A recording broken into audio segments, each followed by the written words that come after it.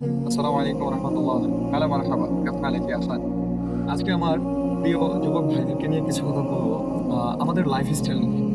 একটা মানুষ হিসেবে আমাদের লাইফে অনেক ভালো কিছু হ্যাবিটস থাকে অথবা খারাপ কিছু হ্যাবিটস থাকে। সো যে বিষয়টা নিয়ে কথা বলবো সেটা হচ্ছে ধূমপান।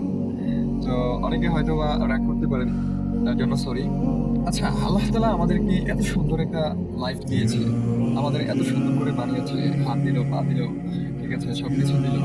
আমাদেরকে আল্লাহ তাআলা বলেছে যা কিছু হারাম সবকিছু কিন্তু আমাদেরকে বন্ধন করে গ্রহণ করে কি সুযোগ তৈরি করে দিয়েছে আল্লাহ তাআলা। এবং যা কিছু হারাম তার থেকে বিরত থাকার জন্য আল্লাহ তাআলা বলেছেন, নির্দেশ দিয়েছেন। তো এই যে যারা হচ্ছে ধূমপান করে, মানে কি বলবো, এটা কোন সেন্স থেকে করে আমি জানি না। আসলে আমি একা একজন মানুষ। এই কথাটা আমাকে হয়তো সাপোর্ট করবে না সবাই। বিকজ এখন সমাজে 100% থেকে 95 অথবা 98% ও হতে পারে। I am not sure. এরকমই হতে পারে যে মানুষ হচ্ছে কি বলে স্মোকিং করে। তো শুধু স্মোকিং না, আরো তো অনেক কিছু আছে, তাই না? নেশাদ্রব্য যা আছে সবকিছু গ্রহণ করে। এখন আমার কথা হচ্ছে আমার যুবক ভাইদেরকে নিয়ে। ইয়া শাবাব, ইয়া শাবাব, এই জীবনটাকে, ফুলের মতো জীবনটাকে নষ্ট করে দিও না ভাই আমার। আল্লাহ তাআলা কি সুন্দর একটা জীবন দিয়েছে আমাদেরকে। কচি গোলাপ চিনো? কচি গোলাপের পাপড়ির মতো সুন্দর একটা জীবন। এই জীবনটাতে আমরা যদি এরকম ধূমপান করে, বাজে নেশা করে, আড্ডাবাজি করে নষ্ট করে দেই, তাহলে আর কি উপভোগ করলাম? জীবন উপভোগ করার হালাল ওয়েতে অনেক কিছু আছে। এই হারামটা কেন নিতে হবে ভাই আমার? যারা হচ্ছে এই জিনিসটা করতেছেন বা করছো, আমার সমবয়সী যারা, তাদেরকে তুমি করে সম্বোধন করতেছি। ভাই এটা এটা করা উচিত না। দেখো ভাই আমার, আল্লাহ তাআলা কত সুন্দর একটা জীবন দিয়েছে।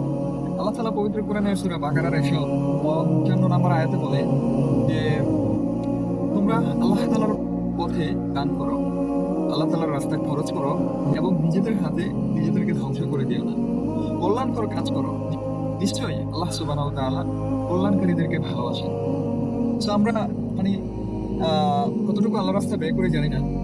আর কতটুকু কল্যাণকর কাজ করে তাও জানি না। ঠিক আছে? একেকজনের লাইফস্টাইল একেক রকম। বাট আমার আ মানে সবার কাছে একটা রিকোয়েস্ট থাকবে আমার যুবক ভাইদের কাছে, ভাই আমার জীবনটাকে এভাবে ধ্বংস করে দিও না। এই ধূমপান, এই বিড়ি সিগারেট, এই মদ, নেশা, আড্ডাবাজি, এগুলো করে জীবনটা ধ্বংস করে দেওয়া উচিত না। আমি জানি না আল্লাহ তাআলা আমাদের যুবক ভাইদেরকে কবে আল্লাহ তাআলা আকল দিবে। আমি যখন কলেজে ছিলাম, তখন আমার ফ্রেন্ড সার্কেল, আমরা মনে হয় হাতে গোনা ৩-৪ টা ছেলে আমরা হচ্ছে স্মোকিং করতাম। আর যারা আমাদের সাথে ছিল বাকিরা, তারা হচ্ছে কলেজে এন্ট্রি নিত। বাহিরে হচ্ছে টং দোকান আছে। তো ওই টং দোকান থেকে হচ্ছে একটা সিগারেট মানে শেষ করে দেন হচ্ছে ক্লাসে এন্ট্রি নিত। ক্লাস যখন হচ্ছে কোন রকম লেজার টাইম যখন পেতো আরকি, সবসময় লেজার টাইম দিত না। যখন পেত ওরা বের হয়ে যেত। দেন হচ্ছে আবার সেই স্মোক।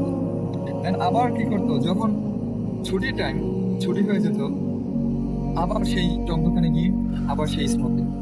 তো আমি একটা কথাই বলতাম, আমার লাইফে যারাই হচ্ছে মিশেছে আমার সাথে, কি বলে, একটা সম্পর্ক তৈরি হয়েছে, যাদেরকে দেখেছি আমি এরকম স্মোকিং করে, তাদেরকে আমি একটা কথাই বলি, বা আমার ওই ফ্রেন্ড সার্কেলদেরকে একটা কথাই বলি যে, আমি শুনেছি মানুষ হচ্ছে নেশা করে অনেক বেশি কষ্টে থাকে, অনেক বেশি ডিপ্রেশনে থাকে, আহ, অনেক বেশি তার হতাশা থাকে, ঠিক আছে, তার অনেক বেশি পিছুটান চিন্তা ভাবনা থাকলে এরকম কিছু।